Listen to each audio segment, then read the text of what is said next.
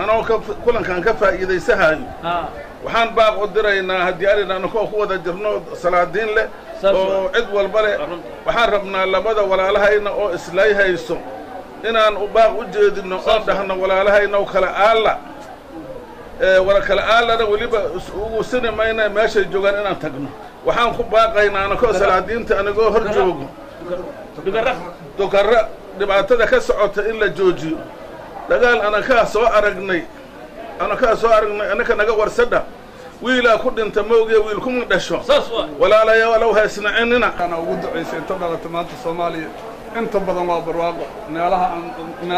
نال إسكيب كيرتها واجرا لكن أرن لا يبلا كبعي سيدو كلا هذا إلهي وعوجبرينا إن أمد ومارت وقوم حريست روب كيسة أمنيجا دبعتها اللي قبنا إلهي مارت ونجب حيو أمني أمدان إلهي أسود جيو intaasoo kulankan uu ka kooban yahay guud ahaan ummadda Soomaaliyeed loogu duceeyo ujeedadu gobosha aysan gobol siyaasadeed oo tay gobol alla bari ciidan quraan loogu akhrihayo mudulood loogu akhrihayo Soomaali loogu akhrihayo islaamka loogu akhrihayo in ilaahay amni iyo istiqraar keeno gobosha ujeedadu waa intaas marka walaalahayna waxay leeyihiin wax badan ku amaanan yihiin oo kamid ah dirisnimada isku tashinimada hadda waxaan oo kala bun waxaan ku daangeysnay misago waana maqla jiraan anigu daangadiisu misagay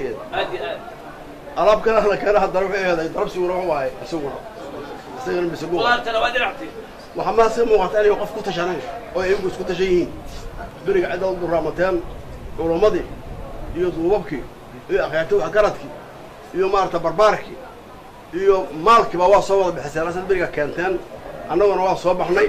oo waa isku nimaday diinka akhrisadana waxaan ilaahay ka baryaynaa ilaahay halka u aqbalo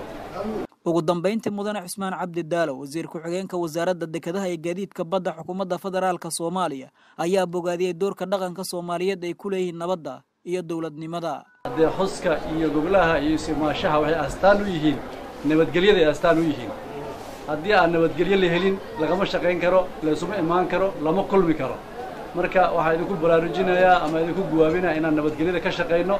midnimada ka shaqeyno dadka haddii ay isku caloolfiyoobayn oo ayna mid ahayn oo ayna ammaanka iyo nabadgelyada ka shaqeynin imaashahan oo kale lagama shaqayn karo marka waxaan idinkaga mahadcelinaynaa